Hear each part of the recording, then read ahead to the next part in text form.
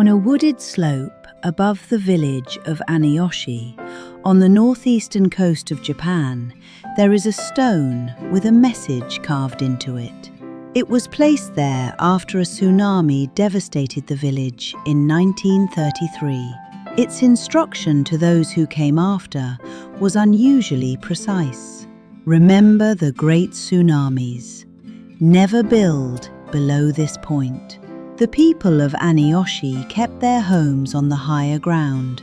Then, in March 2011, the sea returned. The tsunami travelled almost 40 meters up the steep valley below the village. It destroyed the harbour and continued inland, but stopped before it reached the stone. The warning had worked. It is tempting to think this gives us the answer. Find something durable. Choose the right place. Carve the danger deeply enough and leave it there. But the stone at Aniyoshi had carried its message for fewer than 80 years. The people reading it still understood the language. They knew what a tsunami was. They lived beside the same sea, in the same landscape, and the memory of earlier disasters remained part of village life. 10,000 years asks something altogether different. The earliest known writing systems appeared only a little over 5,000 years ago.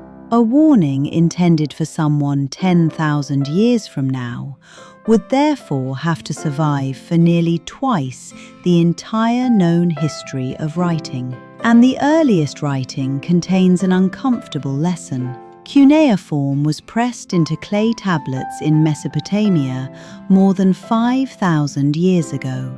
Many of those tablets survived. The ability to read them did not. For centuries, the marks remained visible while their meaning was lost. By the 19th century, scholars had to learn how to decipher them again. The object had lasted, the message had not. Languages change, divide, and disappear. Words acquire new meanings.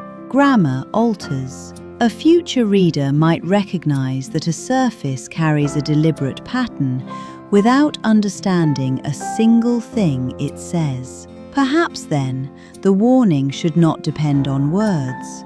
A picture of someone approaching danger ought to be clearer.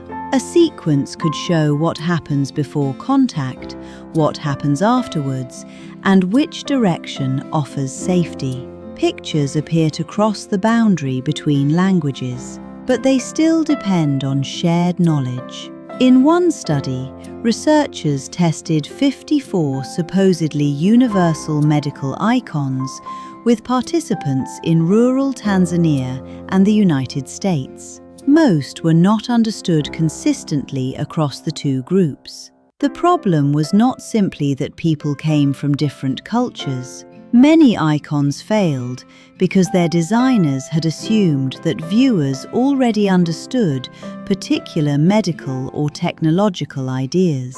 A picture may be perfectly recognizable and still fail to communicate. A future reader may see that we intended to say something and reach an entirely different conclusion about what it means. A durable stone is not enough. Neither is a durable image. Somehow, the warning would have to help a stranger understand how to read it.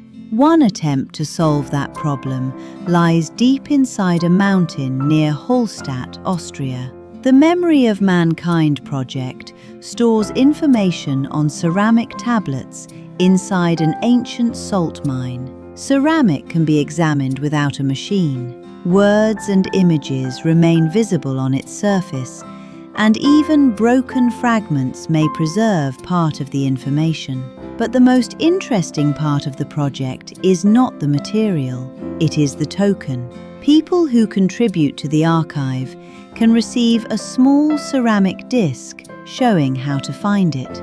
The token carries a simplified map of Europe, the location of Hallstatt, and directions linked to the shape of the lake and the mine entrance. Its owners are asked to pass it to their descendants. Every 50 years, Those descendants are supposed to gather and consider whether knowledge of the archive still survives.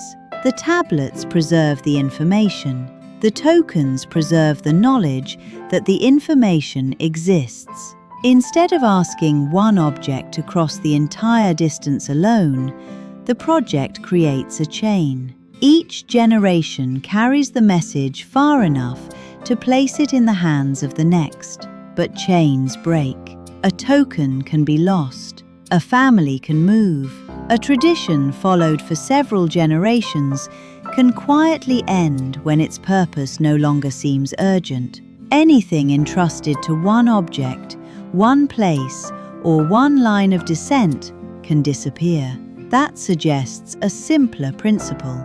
Do not trust a single surviving copy. The Svalbard Global Seed Vault stores duplicate seed samples deposited by gene banks from many parts of the world. The original collections remain elsewhere. Svalbard provides another copy in another location, so that damage to one collection does not erase everything it contains. A warning might need the same protection. Copies in different places, different materials, different forms.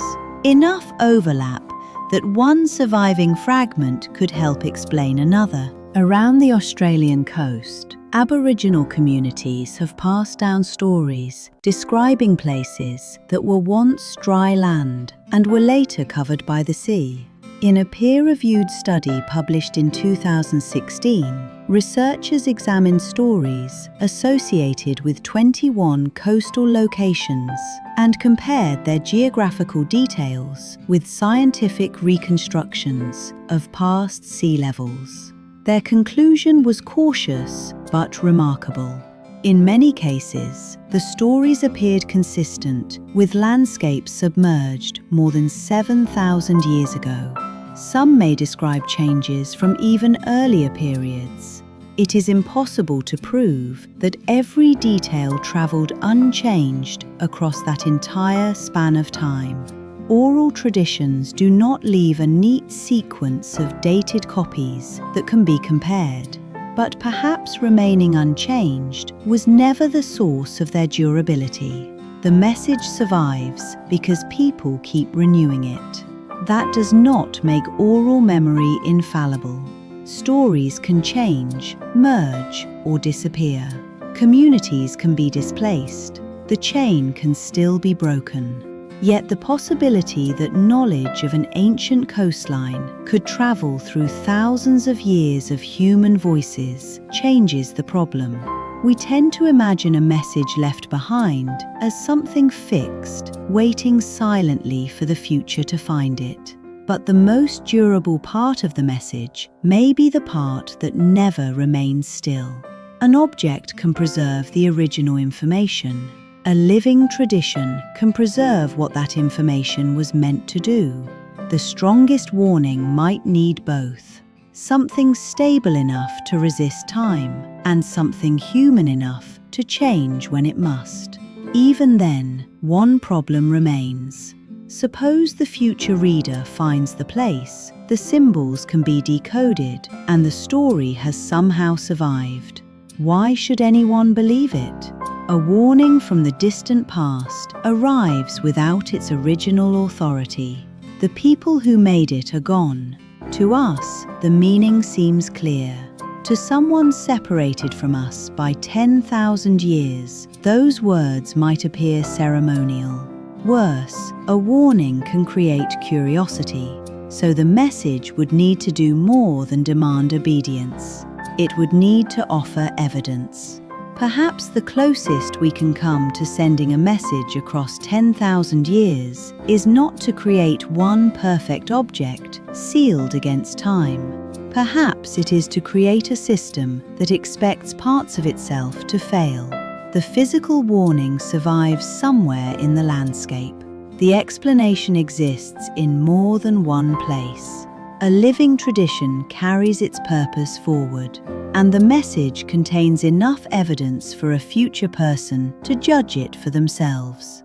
That brings us back to the stone above Aniyoshi. Its warning survived not only because it was carved deeply into rock, it survived because the village continued to understand what the line on the hillside meant. People built their homes above it. The warning remained part of a decision. Perhaps that is what gives a message its longest life. Not simply that it can still be found, but that it continues to shape what people do. 10,000 years is almost impossible to imagine. The people living then may know nothing of our countries, our languages, or the things we considered permanent. They may find our buildings only as marks in the ground. They may hold an object we made without knowing what it was for. Most of what fills our lives will have disappeared completely, and yet some message may reach them, perhaps as a fragment, a repeated story, or a boundary that generations have learned not to cross. The question is not only how we would warn them. If almost everything else would be lost, what would we leave? Thank you for spending this time with me. Until next time, stay curious.